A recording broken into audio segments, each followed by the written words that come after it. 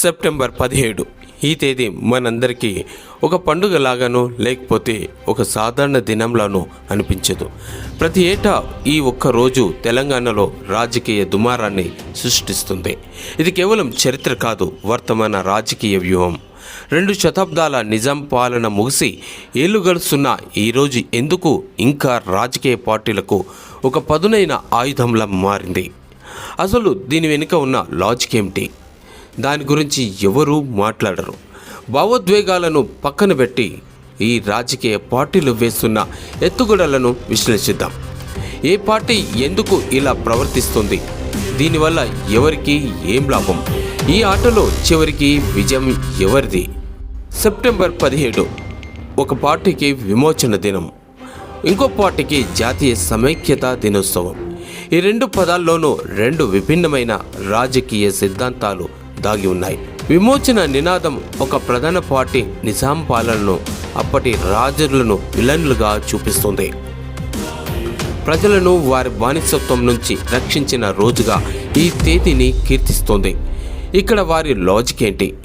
చరిత్రను ఒక నిర్దిష్ట కోణంలో చూపించడం ద్వారా తమను తాము ప్రజల విమోచకులుగా, రక్షకులుగా చెప్పుకోవడం.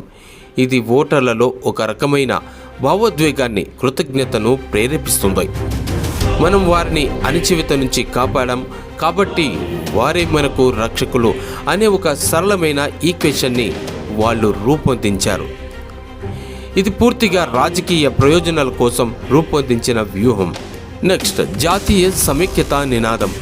ఇంకో పార్టీ ఈ రోజును కేవలం ఒక ప్రాంతీయ విమోచన దినోత్సవంగా కాకుండా దేశమంతా కలిసి భారత్లో కలిసిన రోజుగా చెప్పడానికి ప్రయత్నిస్తుంది. దీని వెనుక ఉన్న లాజిక్ ఏంటి? ఇది చరిత్రను ఒక పెద్ద ఫ్రేమ్లో చూపిస్తుంది. అంటే ఒక చిన్న ప్రాంతం గురించి కాకుండా దేశమంతా సమైక్యంగా ఉండాలనే భావనను బలంగా ప్రచారం చేస్తుంది.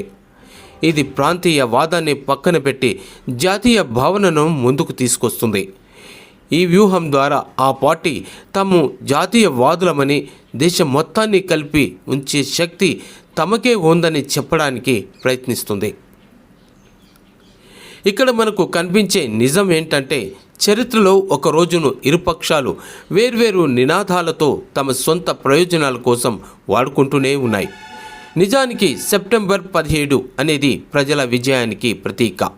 కానీ పార్టీలు తమ వ్యూహాల కోసం దాన్ని ఒక రాజకీయ యుద్ధభూమిగా మార్చేశాయి.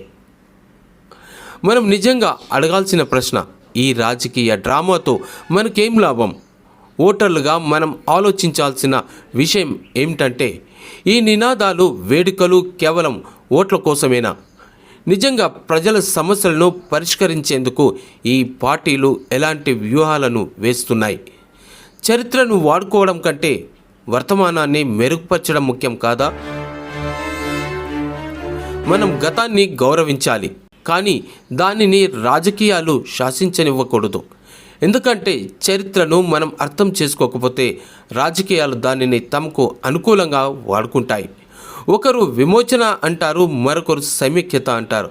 చివరికి మనం వాస్తవ సమస్యల గురించి ఆలోచించడమే మానేస్తాం. ఇది కేవలం ఒక రోజు గురించి కాదు, ఒక నిరంతర రాజకీయ ఆట గురించి. ఈ ఆటను అర్థం చేసుకుంటేనే మనం గెలవగలం.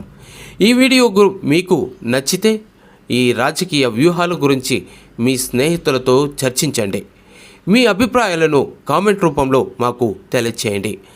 మర్చిపోకుండా లైక్, షేర్, సబ్స్క్రైబ్ చేయండి. మనం మళ్ళీ ఇంకో వీడియోలో కలుద్దాం.